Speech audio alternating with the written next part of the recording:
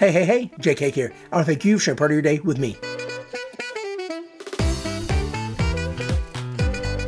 Well, ladies and gentlemen, we have come upon the first fantasy baseball video of the year. This is heading into week 3, or week 2 in some cases, which is why I wanted to wait, because some of my leagues did have weeks that started March 20th and went all the way until April 8th. Some of them are going into week 3. That means they only started March 20th and went to March 31st, and then April 1st to the 8th, and so on and so forth. So we're going to be heading into this week 1 and week 2 recap, so that next week it'll likely just be week 3, and all that confusion will be over with, kind of like how we ran into it last year with the All-Star break. But in any case, there's a lot to get into, so I'm going to do my very best to get through it as quickly as possible. We're still going to go over the scores. We're going to talk about some of the top players who did not do well for me, and of course, adds and drops. We will go over some of the adds towards the end of the video. Now, some of these guys you've already picked up, or hopefully already picked up, or at least could be speculative when it comes to injuries. Speaking of injuries, holy cow, are y'all's ILs full of nothing but pitchers like mine are? It's ridiculous. Anyway, we're going to be talking about all the same teams. We're also my Gym Jams, South Harmon Institute of Technology, Peachtree Purgatory, Cheese Weasels, Kent Murphy Dingers, and the Funky Junky Joker Monkeys. Those 6 teams will be back in action for us this year, and I'm super excited as they all are looking to make a run at the championship. First thing we're going to talk about this week is the Fantrax League, the Funky Junky Joker Monkeys.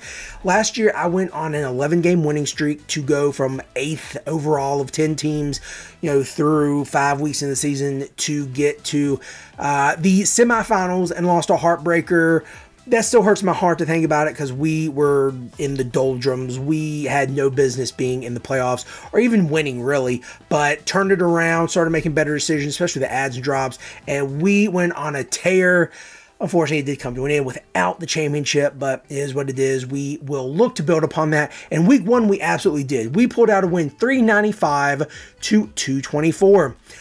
We did really well, guys. Some of our best contributors included Lourdes Goriel, who got 43 points. Holy cow, that was huge from him. Merrill Kelly got me 30, Pablo Lopez got me 28, and Nick Pavetta got me 26. Now, some of the guys that didn't score much at all for me, Nolan Jones got me 7, Chas McCormick got me 5, Nolan Arenado only got me 4. What? Are you serious? And Bailey Obert got me -3. I thought he had a great matchup with the Cleveland Health Insurance team, but it is what it is. Now, the pitchers will be a huge part of this league because you only have 13 starts per week. And honestly, the pitchers produce the most points of anyone in these leagues. So most of the adds will be pitchers. The drops will probably be the pitchers that didn't do as well. So we'll go ahead and get to it. The first ad for this year was Nate Lowe. You might think, what? He's hurt. Why would you add him? Because when he comes back, he's going to be in that loaded Texas Rangers lineup. Someone who was supposed to be good for me, who we also added, was Ezekiel Duran. He has done absolutely nothing. He has performed very poorly, and I thought for sure with the 20-plus home runs, or maybe just 20 home runs, and the 10-plus, I think 12 to be exact, stolen bases last year, I thought he was going to be great. He was playing first. He had third eligibility. He could play short. He could play outfield. He was going to be the all-around utility Swiss knife. Well, that didn't work out for him. We added him, and that was a waste. We also added Jack Flaherty. Great first matchup, even better second matchup, and he crapped the bed in the second matchup, so that wasn't good. Someone also dropped Salvador Perez. I've never had him on my team. I figured, yeah, let's go ahead and pick him up. He might be in a bad lineup, but he's got a few good guys hitting in front of him. Mr. named Bobby Witt. Yeah, we went ahead and added him. The drops did include 2 Angels, Luis Rengifo, who has even more eligibility than Duran, second, third, short, outfield, and he wasn't even in the starting lineup for opening day. What a joke of a lineup card that was for the Angels.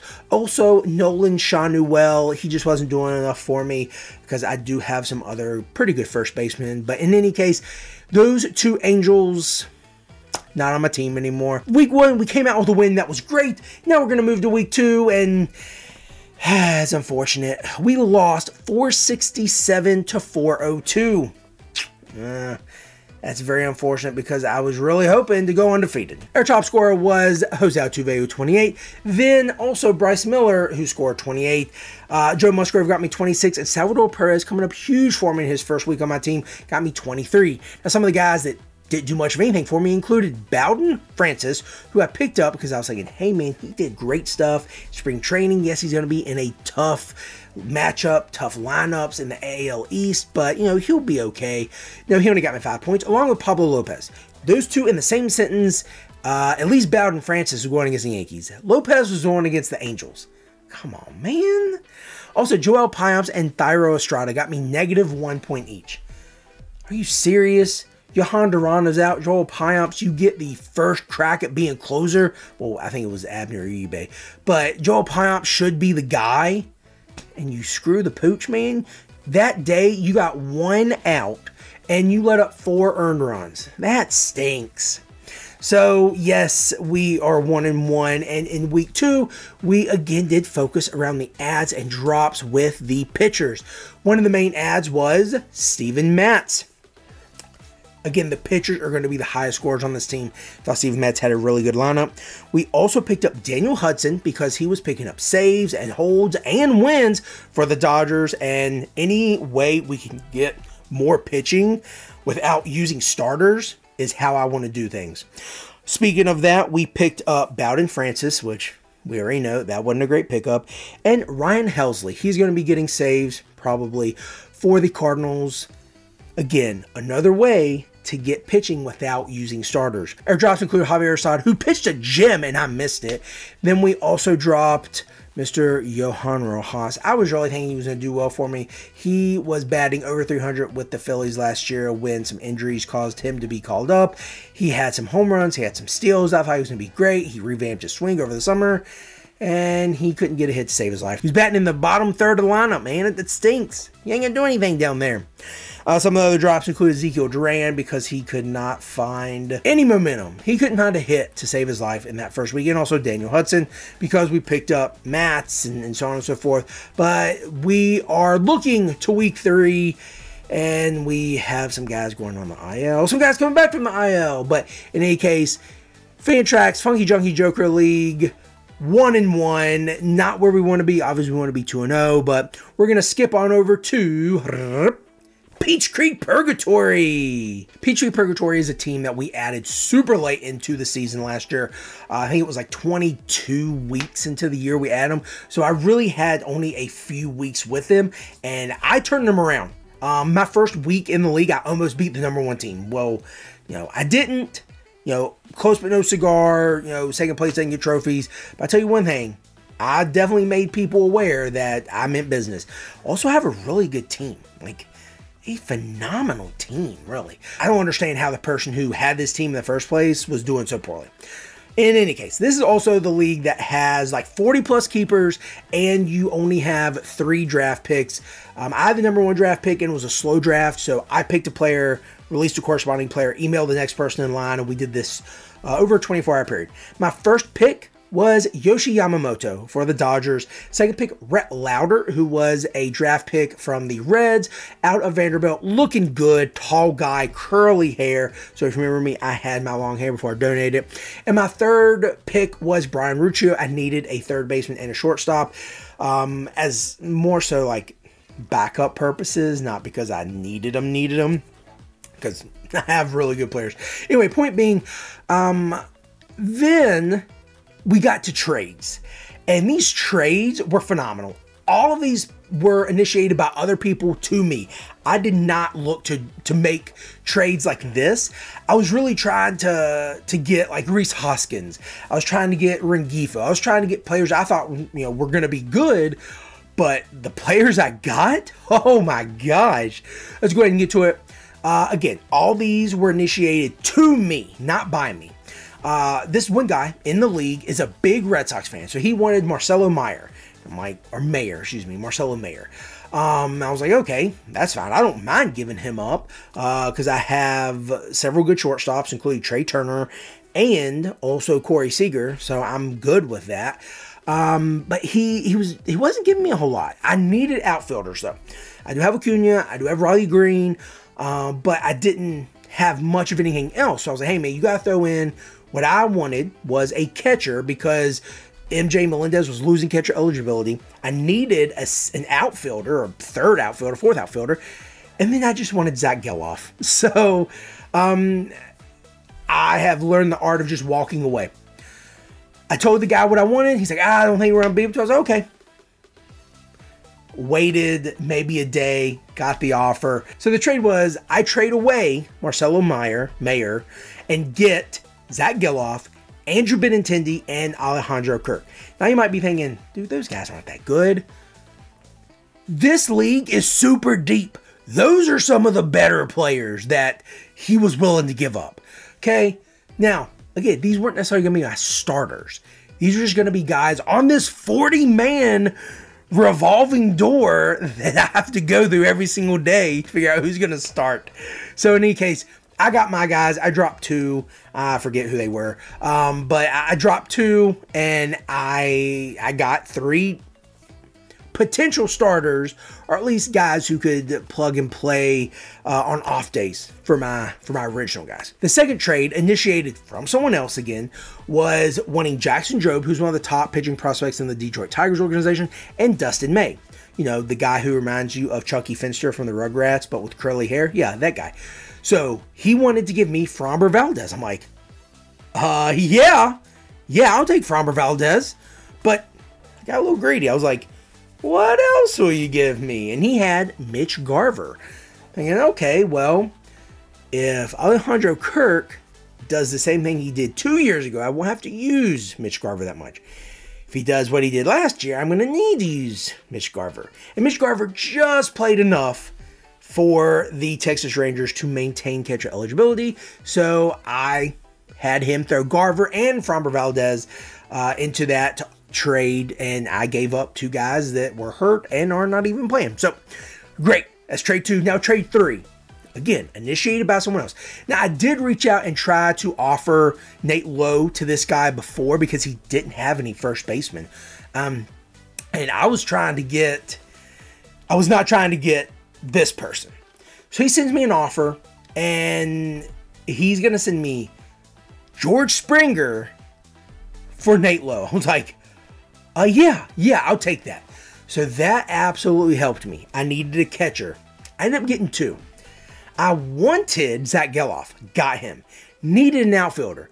Ended up getting a pretty good outfielder and someone who's consistent. And then pitching, I traded away 2 guys that probably won't even see the field this year for one of the top guys. Surprise, surprise, he won the IL today. But point being, these were trades that were absolutely in my favor. So let's go ahead and get to the adds and drops before we get even to week 1, because we had the draft and we were able to put people on IL, and there's no NA, so there's no minor league affiliation to where you can put them just as waiting. So you have to have them on your active roster. So some of the guys that I did add included Parker Meadows, also Ezekiel Duran, Bowden Francis, because I thought he was going to be good, and he was doing great stuff in spring training. Well, he's had 2 tough matchups these first 2 weeks, so we'll cut him a little bit of slack. Johnny DeLuca, who came over from the Dodgers in the Tyler Glasnow trade, so he's now with the Rays and injured his wrist, so he's out for a little bit. Also picked up Griffin Jax because he's going to be the closer, or one of the closers, in the absence of Johan Duran. Also John Berti. I was thinking, okay, he's going to steal bases. He'll start at third base, and yeah, I think he started 1 game, so that kind of stinks. Also picked up Mr. Tyler Alexander because he was going to piggyback off of one of the guys starting in Detroit. And finally, I was able to pick up Ryan Yarbrough, who was another secondary type of pitcher. Now, this league also focuses around pitching because you can only have 12 starts throughout the week. So you really have to be mindful about who you want to start, who's going to be the people you leave off, but also who can get you points without causing you to use a start. Which is why I got Griffin Jax, which is why I got Tyler Alexander, which is why I got Ryan Yarbrough, because those guys are going to be useful in that situation. Now, in order to make room for all those guys, you have to drop some, right? Well, I only had to drop John Berti and Orelvis Martinez. John Berti wasn't playing a lot, does have a lot of eligibility, not running as much as he used to. And Orelvis Martinez, lots of eligibility, but is blocked in every way, shape, or form to come up in the Blue Jays organization. Now we've talked about the adds and drops mainly happening before the season started. Let's talk about week 1 performances. Like I said, we did win 563 to 490. Great start to the season. The top scorers included Freddie Peralta with 43, Christian Walker with 42, and Nick Pivetta with 41. The guys that didn't contribute much at all, Zack Gelof got me 0 in the times that he started. Kenta Maeda got me -4 when he started, and Max Fried got me -6. Thanks for nothing, guys. However, week 2 showed much more improvement as we won 923 to 814. Yes, we beat them by over 100 points, and we almost scored 1,000. So I am super excited about this team. As you can tell, I'm doing some work, and I'm hoping that it's going to continue. My top scorer this week was Ketel Marte with 66. Holy cow, he's knocking the cover off the ball. My second top scorers included MJ Melendez and Matt Olson with 56, Austin Riley with 52, and Corey Seager with 50. I also had 4 pitchers get me at least 32 points each: Yamamoto, Stroman, Framber Valdez, and Paul Blackburn. Yeah, great game. The guys that didn't do well for me included Alec Marsh, who only got me 8 points. Now you might think that's not terrible. It's definitely not great, but it's not terrible. We got 36 in week 1. So, oh, okay. Yeah, he definitely could have done better. And Max Fried, he went from negatives to at least getting me positives. He got me 2. And finally, Ryan Borucki. I only picked him up because, like we talked about, you need to get points even though they're not starting. And that's the best way to get points. He got me -3. So, thanks a lot, dude.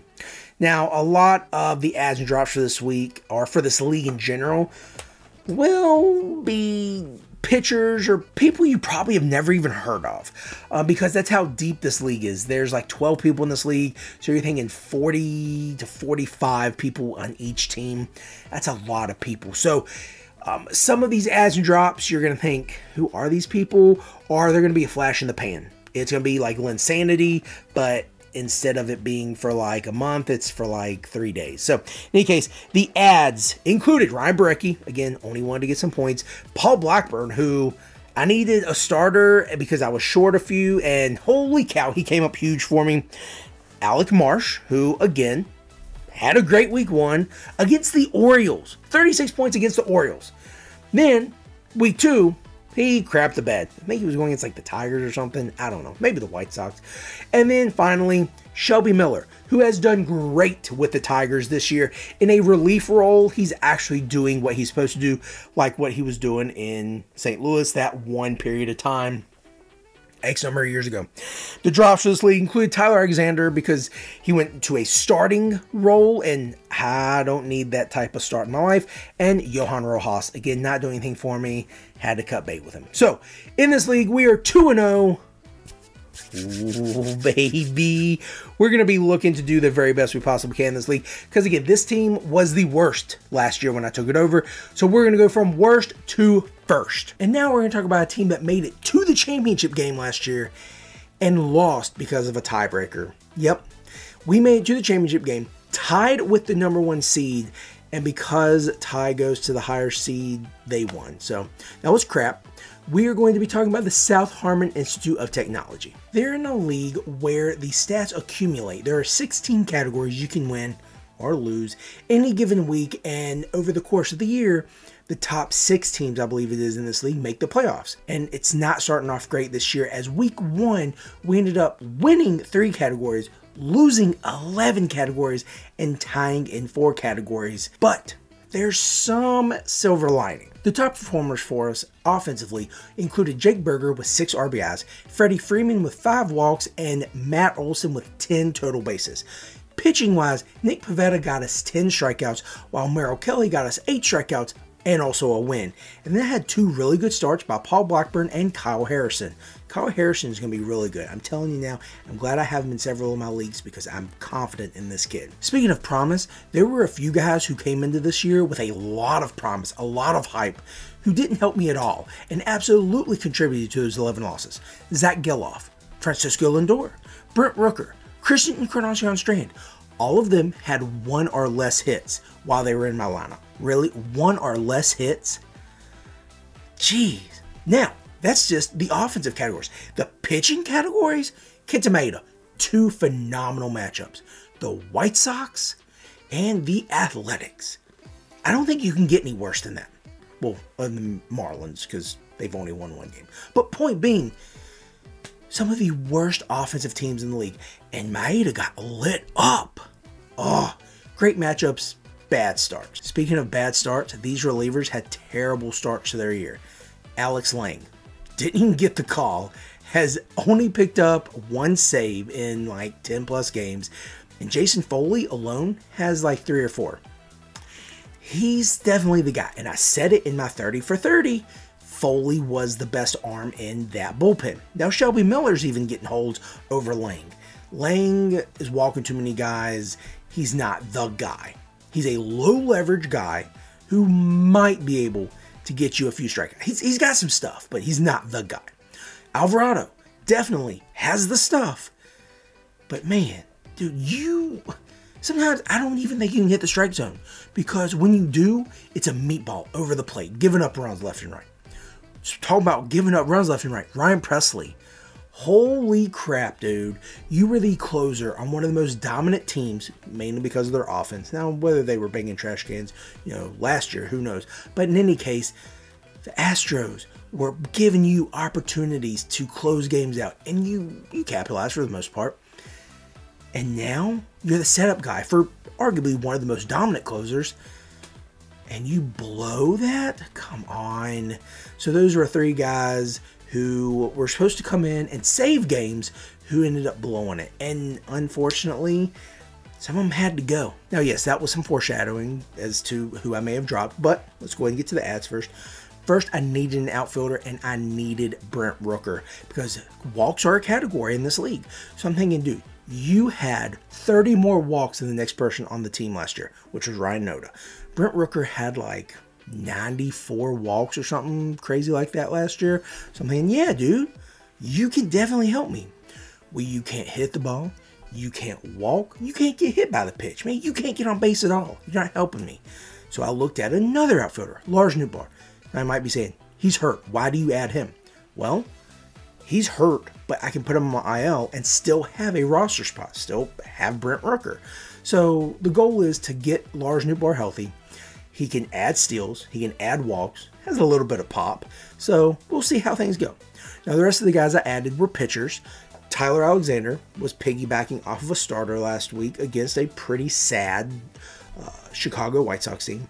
Also added Jack Flaherty, who had a perfect matchup with the White Sox and then also with the Athletics, and got blown up by the Athletics. That's frustrating. I also added Kevin Ginkel. I don't know how long Paul Sewald is going to be out, but Kevin Ginkel is one of the better arms in that bullpen, because Castro sucked for me last year. McGough already has blown a few saves. They got rid of Chafin, so Ginkel is the next best option. And the final guy I picked up, Paul Blackburn. Great start for me. Looking forward to seeing what he's going to do moving forward, because he had a phenomenal 2022. The first half of that season, he was elected to the All-Star game for the Athletics, so he has some stuff. But does the offense in Oakland have enough to help him at all? Can they get him any run support? I mean, if he gives up 3 or less earned runs and goes 6 innings, that's a quality start. But if your offense can't get anything on the board, it doesn't matter if it's a quality start, you're still going to get the loss. So we'll see how long Blackburn stays relevant, mainly due to his lack of offense. Now, the drops did include Kenta Maeda, Alex Lange, Ryan Pressly. No surprise there. Maeda got blown up in his 2 starts, not looking good at all. Pressly looks like the pressure of the 9th is still on him, even though he's pitching like 6th, 7th, 8th inning. So you don't have to have that pressure on you, especially because as long as you have like 1 run lead, give it to Hader, and 9 times out of 10 you're going to get it. And then Alex Lange, I love to have holds guys on my team, but dude, you're not even getting holds. Like, you're not even getting the ball at all. So, no bueno there. No more Alex Lange for me. Week 2 was so much better to us as we won 10 categories to 5 categories to 3 categories.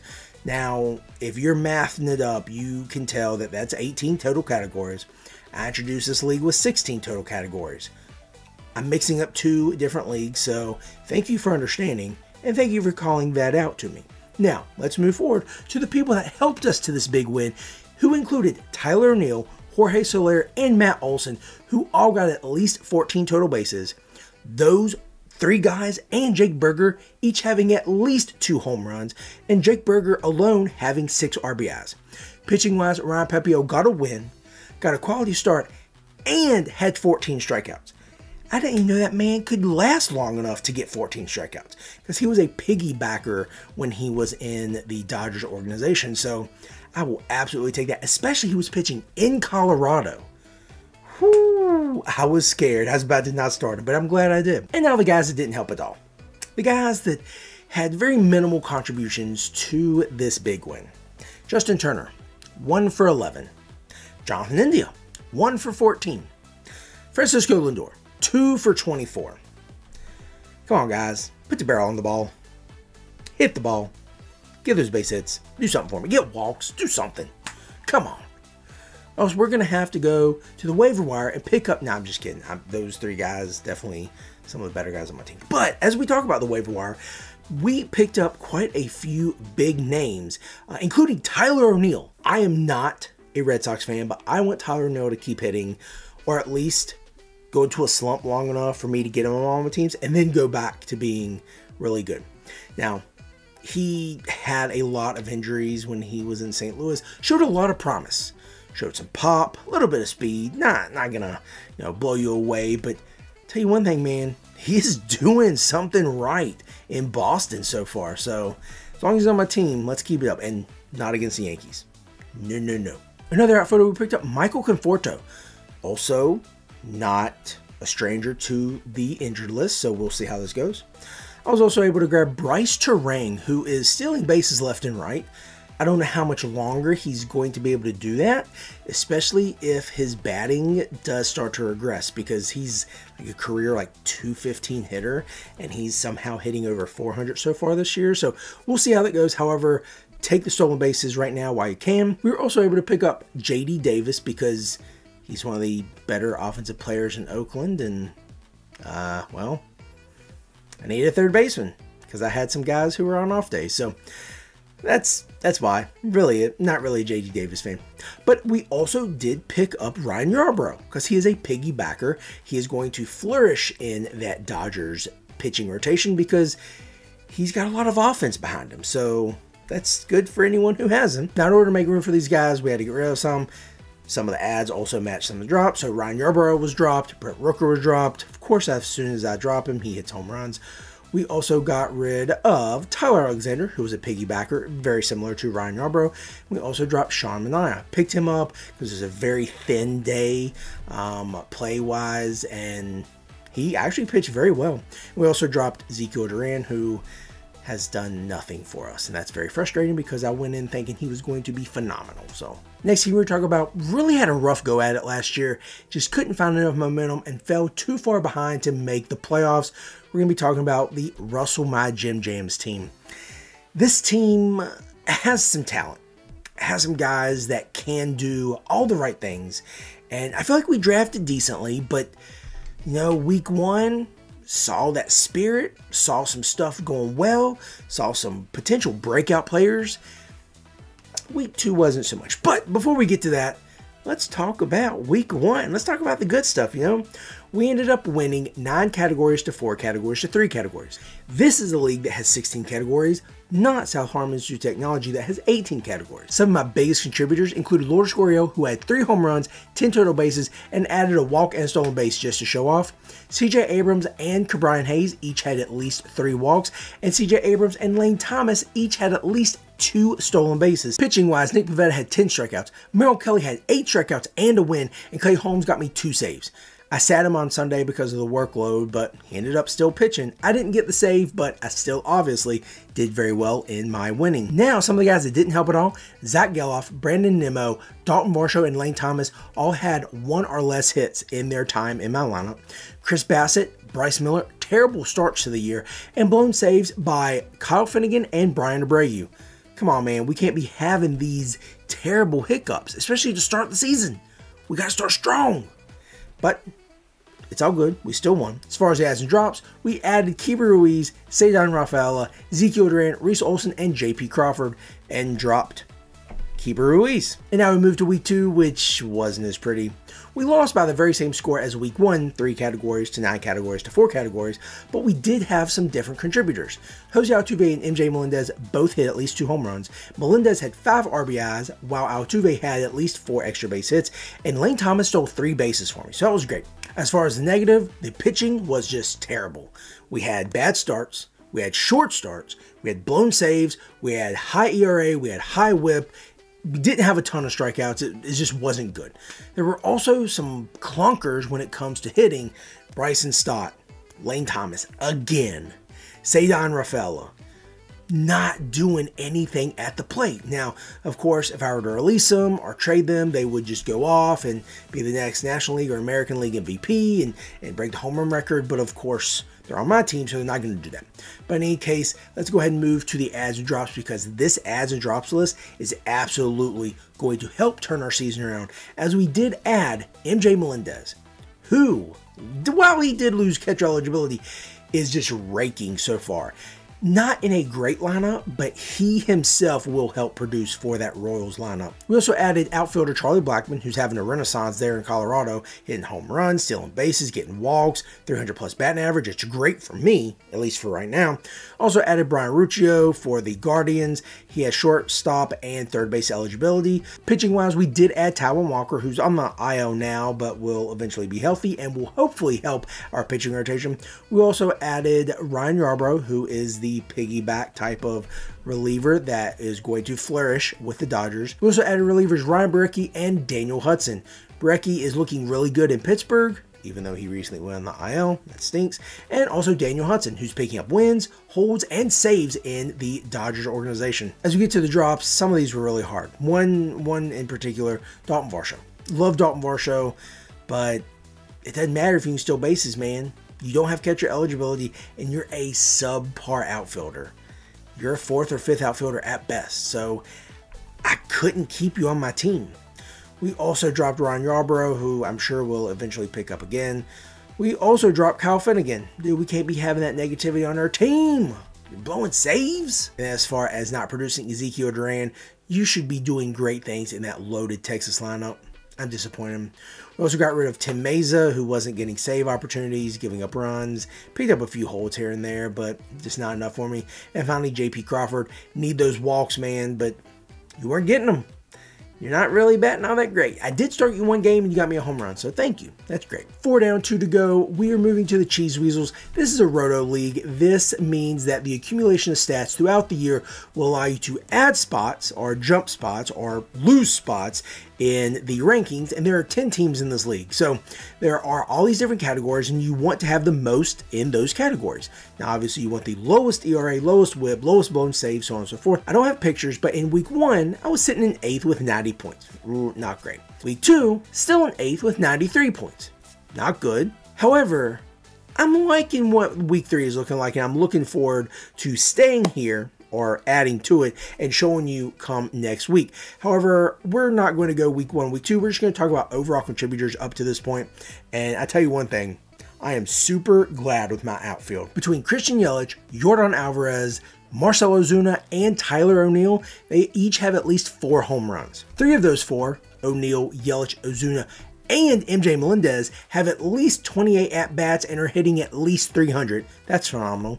And Jake Burger and Marcell Ozuna each have at least 12 RBIs. I know Burger is not an outfielder. However, MJ Melendez is considered an outfielder, and he maintained catcher eligibility. I'm super excited. Talking about eligibility, Matt Berger also gained first base eligibility, and that is going to be very important as we go to who did not do well in just a second. But we have to talk about my pitching, because Tyler Glasnow is phenomenal. Lights out. At this point in time, 2-0 and tons of strikeouts. I'm super excited. He has a sub-1 whip. He's on the Dodgers. Did anyone expect anything different? No, I don't think so. I also have 4 pitchers who have at least 1 win and 12 strikeouts. Aaron Savali, Merrill Kelly, Joe Musgrove, and Nick Pivetta. Now, let's talk about the people that aren't doing so good. Spencer Torkelson. Dude, you're hitting sub 200. I think it's 190 if it didn't go down already more today. and you had no home runs. I can't keep you at first base with those stats. So Jake Burger getting first base eligibility will allow me to play him there, Ke'Bryan Hayes at third, and you'll be the odd man out. I hate to say it, but that's just how it's going to be, man. And another terrible piece of information, Esteury Ruiz was sent down. I'm not releasing him. Hopefully win. He comes back up. He's going to help me win the stolen bases, no questions asked. But in the games that he did play, which he didn't even start, but 2 games, he had no stolen bases. That stinks. And now we move to the adds and drops. Not gonna lie, this list is extraordinarily long, so I'm just gonna talk over this list while you look at it and say that I'm really looking forward to how this season is going to go, especially for this team. I do have some history in this league as I've been in it for about 4 or 5 years, and I really do have some guys who are just crushing the ball right now, and I'm hoping that continues. I've made some big moves, and I'm really excited for what those moves are going to entail, especially some of the guys on my IL, Max Scherzer and Justin Verlander. Those are 2 of the guys I did want to point out, so I'm excited to see how they're going to do and how they're going to impact my team. Saving the best for last, the Kent Murphy Dingers. This team is the one I have the most history with and the one I am probably most excited about because I do feel like I have a phenomenal team. We just got to make sure everyone's clicking. We just got to make sure everyone is doing their part. And not everyone did their part for week 1, which was super long. We just finished week 1. It went from March 20th until April 7th. So holy cow, it was such a long week 1. But drum roll, please. We're 0-1. We lost 6-4. That stinks. But we did have some guys that contributed big time, even though we lost. And we have a lot to look forward to with these contributions. Offensively, Adolis Garcia, 4 home runs and 11 RBIs. And also Matt Olson and Jose Altuve both have at least 2 home runs each. And I do have several pitchers who have double-digit strikeouts, like 4 or 5 of them. So I'm definitely doing well in that category. The guys who didn't do much of anything for me include Thairo Estrada. Dude, I had such high expectations for you. I need you to be better. I absolutely do. You're in a better Giants lineup with better hitters. What are you doing? You can't hit the broadside of a bar, dude. You're hitting like 160. Not good enough. And 2 players that were hyped up big time to start the season, Riley Green and Evan Carter, need you to do better, man. When I start you, you go over. When I don't start you, you hit home runs and steal bases. So we got to figure out what's going on. There are 2 players left that I don't know if I need them to play better or for management to be better. So first of all, we're going to start with Esteury Ruiz. He was sent down, didn't steal any bases, but only had 2 games to even play because he didn't start opening day, which is dumb. And Royce Lewis. I drafted him with my first round pick. It's a keeper league, so before you're like, oh, that was dumb anyway, blah, blah, blah, go watch the draft and you'll see he was definitely one of the better guys. Anyway, at least I got a home run out of him. I would like more though. I don't have a third baseman. I don't have a good third baseman because it's Ezekiel Duran. So I used all my ads and we're going to talk about those, but I used all my ads. I thought they were going to reset, but they didn't. So week 2, please get here. Now talking about the ads and drops, I feel like I could have done a little better with these, but I also thought they were going to reset come Monday, and they didn't. But in any case, we did add Ezekiel Duran. We also added Junior Caminero, because I thought, hey man, I need a third baseman. This guy might do well. Of course, he gets hurt. I also knew I had 2 of my biggest save getters going on the IL, Johan Duran and Jordan Romano, so I picked up Yimi Garcia and Griffin Jackson replacements. They've been decent, not the best. I also picked up Mason Miller for the Athletics. Surprisingly, he's picked up a few saves. Really? Mason Miller? In any case, I also picked up Jacob deGrom because I was being sneaky and saying, haha, yeah, I'm going to keep him. And then the injuries hit and they kept hitting. So I had to release him. I also had to release my sneaky pick, Felix Bautista, because I figured, hey, I'm going to draft him in round 25. He's going to come back next year and I'll be able to keep him in round 25. So maybe I'll still be able to do that, but once I don't have 14 guys on my IL, right? And finally, I had to drop Luis Rengifo. I thought he was going to be a better option than Duran. Duran has been nothing but duty. So I might have to pick up Rengifo again. I don't know, man. It's a sad, sad day. Now, a few guys that you probably should be adding, if not already added, and you know, if they're still available in your league, you probably have a very small league, or people just aren't up to date, or you're in L only or AL only maybe. In any case, Jackson Holliday, no surprise there. Number one prospect in baseball, number one prospect in the Orioles organization. He's going to be good, at least I hope, because he's on one of my teams. Norfolk Tide guy, another Heston Kjerstad. This guy is absolutely demolishing the ball. He should get a call up at some point in time. Top pick in 2020 by the Orioles. Finally getting fully in the groove, and I think he's going to be really good. That is just a phenomenal farm system the Orioles have, and I hate it as a Yankees fan. Another guy to look at, especially if you need power, Alex Kirilloff, hitting home runs, getting on base at high clips, 440 plus batting average, on base percentage, on base plus slugging, through the roof. Make sure you're looking at him in that Twins lineup. Also, Jose Siri, he's now fielder for the Rays. He is vowed to steal at least 30 bases. So if you need speed, between him and Bryce Turang, make sure you're getting those guys on your team. As much as I like hitting, I appreciate pitching even more. Therefore, I'm always looking for bullpen guys. Yes, the starters are sexy. However, when you get a guy who can pick up cheap wins, get you holds and saves, get you some strikeouts, lower your ERA and whip, and just be phenomenal for you, I'm all for that. Jason Foley is the guy in Detroit. I said it in my 30 for 30. I said it earlier in this episode, and I'm going to say it again. He's the guy in that Detroit Tigers bullpen. Also, another guy in that bullpen, Shelby Miller, someone to look at. He unfortunately might get thrust into the starting rotation depending on how some of these injuries might go, especially Mize, who has a history of them. Obviously, Reese Olson, not the guy that you're thinking he's going to be, or at least hasn't been thus far. Matt Manning might get a call up here soon, especially if Reese Olson's not doing well. Kenta Maeda can't find the right strike zone. So there are a few different options. However, I think Shelby Miller should stay in the bullpen because he's done so well. Another guy, Daniel Hudson. He is picking up wins, saves, and holds in that Dodgers bullpen. I think he's going to be good as long as he can stay healthy. So again, that concludes week 1/week 2 of this fantasy baseball season. I'm super excited. I want to thank you so much for joining me, and I'm looking forward to hearing about your teams.